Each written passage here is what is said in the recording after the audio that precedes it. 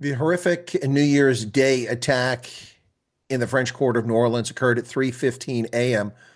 on New Year's Day in one of the most crowded areas of New Orleans in the heart of the city's tourism industry, which is crucial to the economy of the city. The mayor of New Orleans initially indicated that this was a terrorist incident, but a local FBI official countered that, saying it was not a terrorist incident. Attorney General Merrick Garland and FBI officials in Washington later said they were in fact investigating the incident as terrorism. At this hour, early in the evening on New Year's Day, it is in fact a terrorist incident. Suspect had an Islamic State flag on the vehicle. Late breaking news at this hour from the Federal Bureau of Investigation is that the suspect did not act alone. Althea Duncan, assistant special agent in charge of the FBI New Orleans field office, said investigators do not believe he acted alone. We do not believe that Jabbar was solely responsible, Duncan said during a news conference late Wednesday afternoon.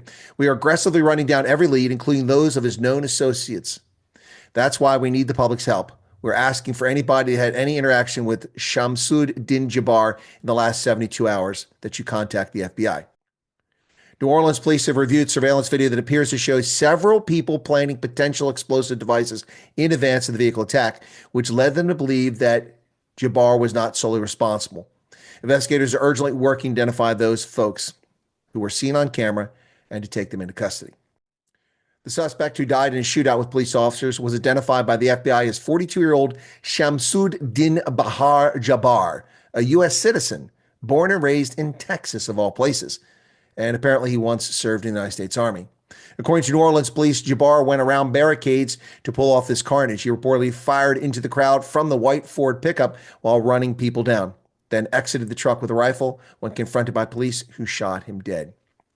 Eyewitnesses also claim to have seen Shamsud Din Bahar Jabbar walking out of the truck wearing full body armor. Local officials in Texas show that Jabbar was previously charged years ago with two minor crimes. In 2002, he was arrested in Katy, Texas for misdemeanor theft, and 3 years later, he was arrested in Beaumont for driving with an invalid license. That was a misdemeanor. At this stage, we know little more about Jabbar, save for a divorce proceeding filed in July of 2021 in Fort Bend County, Texas, between Shamsud Din Bahar Jabbar and Shaneen Shantil Jabbar in the interest of minor children. The Ford F-150 Lightning that Jabbar used in the attack was rented through the Turo app, a car-sharing company, according to Rodrigo Diaz, the owner of the truck. Diaz told ABC News that he rented the truck to an individual through the app and is currently talking to the FBI. He declined further comment, smartly. Ann Kirkpatrick, the city's police superintendent, said that it appeared that most of those who were dead or injured in the assault were locals rather than tourists. Many hotels around the area had to be evacuated early this morning.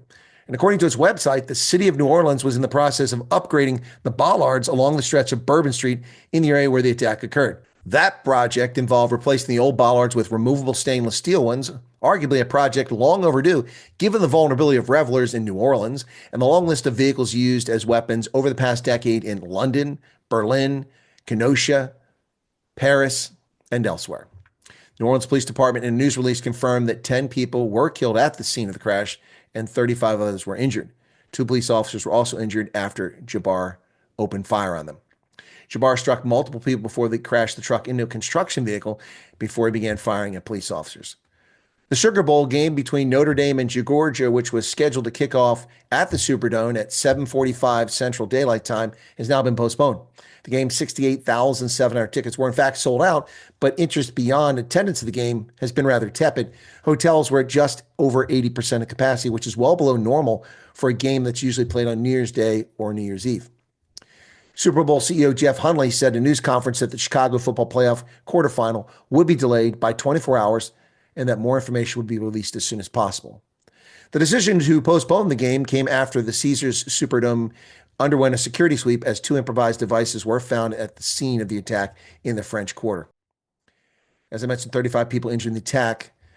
Those folks were transported from the scene by ambulance to 5 different hospitals. Israel's foreign ministry said 2 Israeli citizens were wounded in the attack in New Orleans, and Israeli officials were in touch with their families as well as with local hospitals. Among those killed, former Princeton football player Tiger Beck, an all-Ivy League kick returner. Beck's brother, former TCU receiver Jack Beck, addressed his older brother's death in a post on his Twitter account on New Year's Day.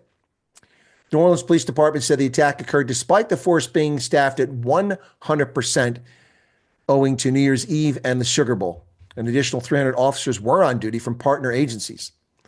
Now, the federal government has claimed that they had issued a warning to law enforcement. Leading up to the holidays, federal law enforcement and intelligence officials had warned police around the country that low-tech vehicle ramming was a key area of concern and that they needed to prepare. So, folks, suddenly we're not talking about drones. Was that all a distraction?